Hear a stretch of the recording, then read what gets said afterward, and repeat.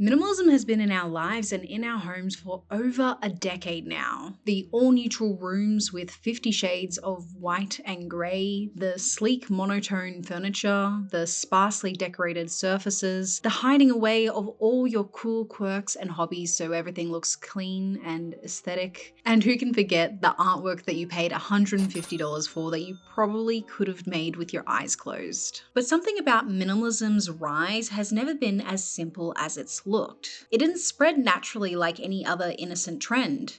It was encouraged, nudged, reinforced in ways that we genuinely wouldn't usually question until now. So the question isn't just, is minimalism dead this coming year? It's also, why hasn't it died? And what has finally changed? Minimalism made its rise after the 2008 financial crisis. People lost a lot during that time, from houses to pensions to jobs. Everything felt as though it was all coming down, and in the bleak of it all, minimalism asked an important question. What if you didn't need that? What if less is more? Can you be happy with less? In the ashes after the crash, people were renewed with this idea that perhaps everything wasn't as bad and they could live minimalistically and be happy. I left it at this in a recent video of mine, subtly sort of suggesting that perhaps the economy was the main reason as to why this style has had a chokehold on us for the last 2 decades. But if you look around now, minimalism is still very alive and well and hasn't really changed all that much. So what if blaming the economy is only part of the story? Over the years since '08, design has had a lot of trends, some of which have had minimalism as its backbone, like wabi-sabi, japandi, and scandi, slightly changing the color palette from cool to warm and always holding extreme restraint. But then we've also had ones that have been very, very different as a counterculture sort of aspect, like cottagecore or dopamine decor. The last two are technically microtrends, which is something that we see online more than anywhere else, but the previous ones we cannot get away from if we only shop at big stores.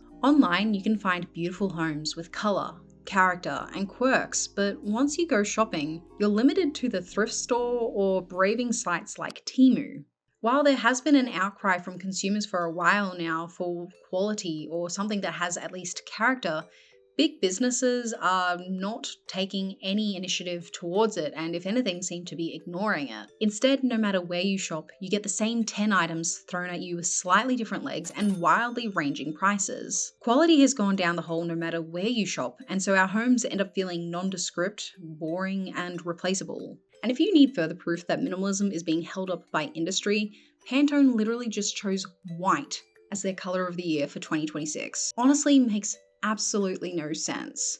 We've had over a decade of neutrals, of minimalism. It would make more sense to have chosen white for like 2019, 2021, not 2026 after there's been a major fatigue of minimalism already.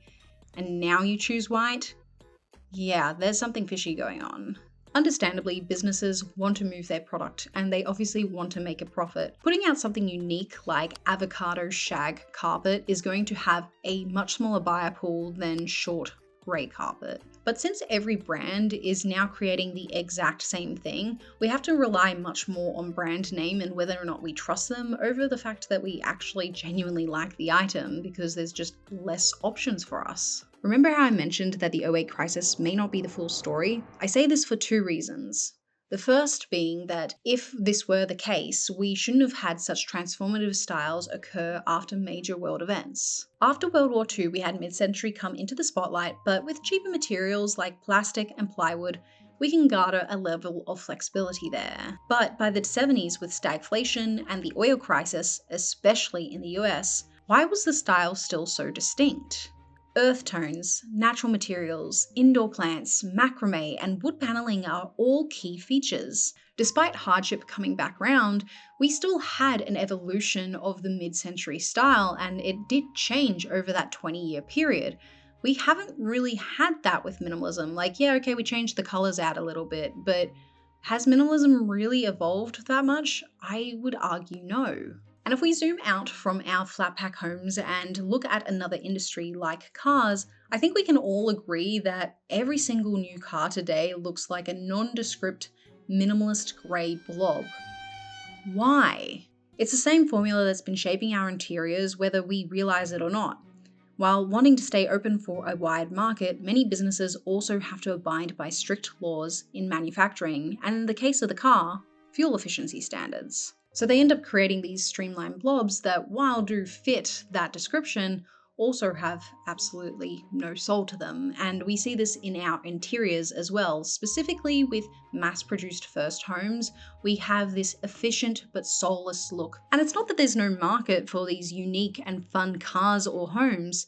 There's been TV shows, movies, games, and channels dedicated to them for years, but as the years roll on, there's less and less for the average consumer to get. While some laws are positive and take care of us, like safety standards or outlawing child labour, others end up stifling creativity and innovation when they go too far. Has this happened with design so far?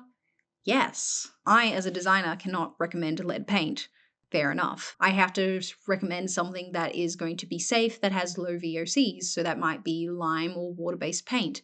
But the thing that ends up happening is that if we overregulate and say, okay, no, you can only use water-based paint, then any advancements that we could have made with lime ends up disappearing and ends up shoehorning us into one specific material, and eventually everything ends up looking the same. And that's how regulations end up impacting design. It's a death by 1,000 cuts, so one singular rule 1,000,000 times over, and it ends up constricting what you're allowed to actually use.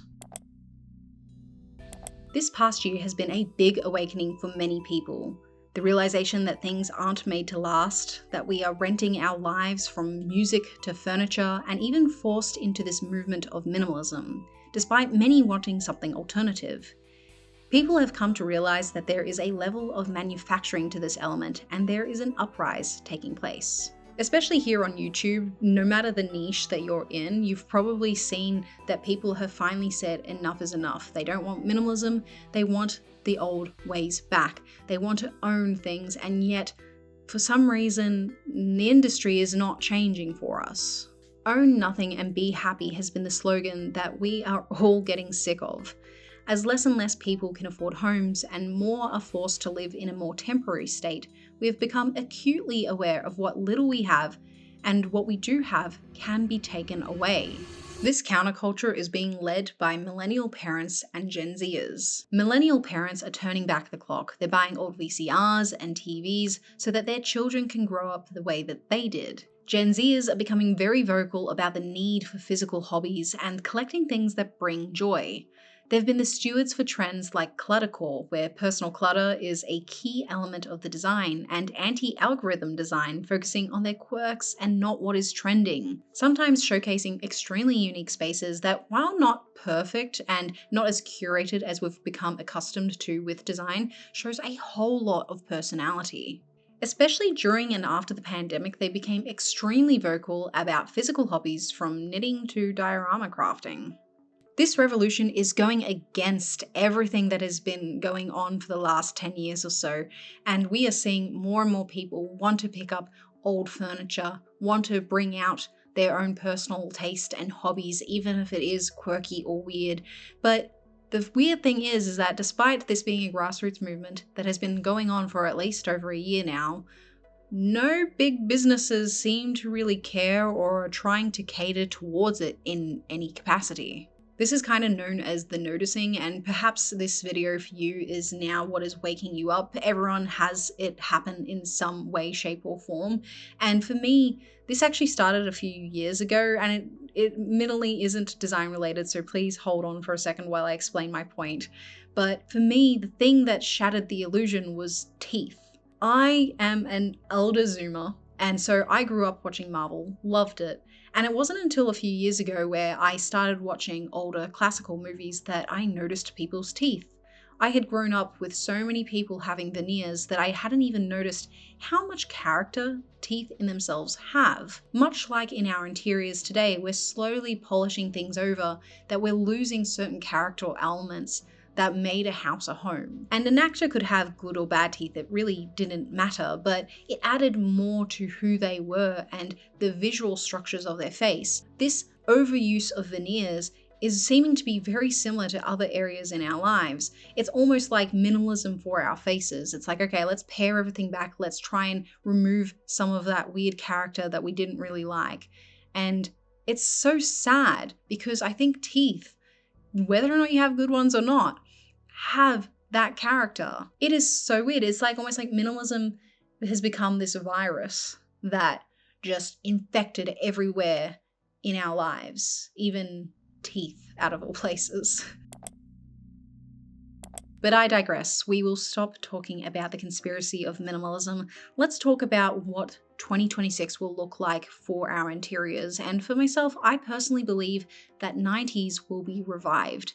Because of this grassroots movement of people wanting to steer away from minimalism and go back to something that has more character, there's going to be a teething period, we could say. That teething period will probably look like a 90s revival, in the sense that we're going to still probably have some warm beiges and neutrals in our average homes, but we are still going to bring things back in that add in our personalities. Although it may not be the thing that you want to hear, and it's not the thing that I want to hear either, I think it's a great stepping stone to heal from all of this minimalism that we've been experiencing for the last 2 decades. In those big box stores, we will still probably see very minimalist pieces that are on the warmer neutral side, since that seems to have been coming in for the last year.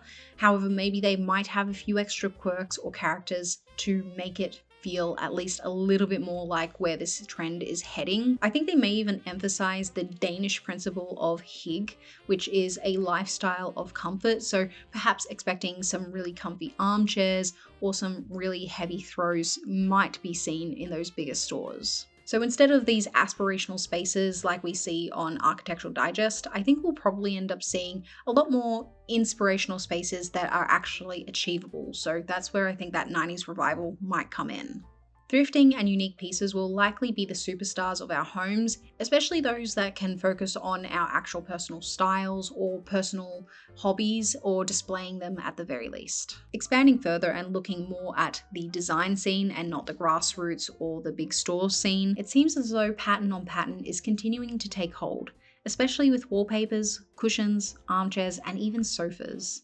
The pattern of choice is either something timeless like stripes or something floral. I've noticed that pendants that have lighting going up seems to be coming back into fashion, so because of this, I think we will also see more ceilings having extra preferential treatments as well. Now, although I mentioned the 90s revival, which will likely be in more the average person's home, when it comes to the design scene, it's going to be a lot of traditional semi-saturated colors that have a bit of a moody element to them. So we saw a lot of reds this year, but I'm starting to see that blue seems to be taking over again. So expect some very heavy, moody looking colors that have a slight muted feel to them. So is minimalism actually dead?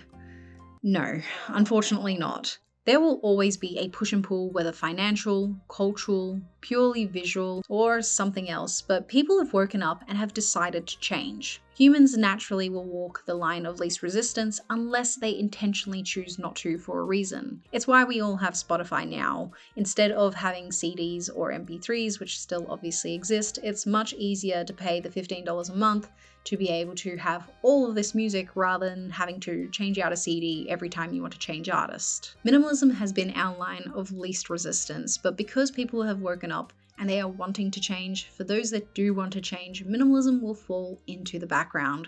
And if you are one of those people that do really want to elevate your home, take it to the next level, and really make it feel like you, make sure you check out this video next, and I'll see you on the next design adventure.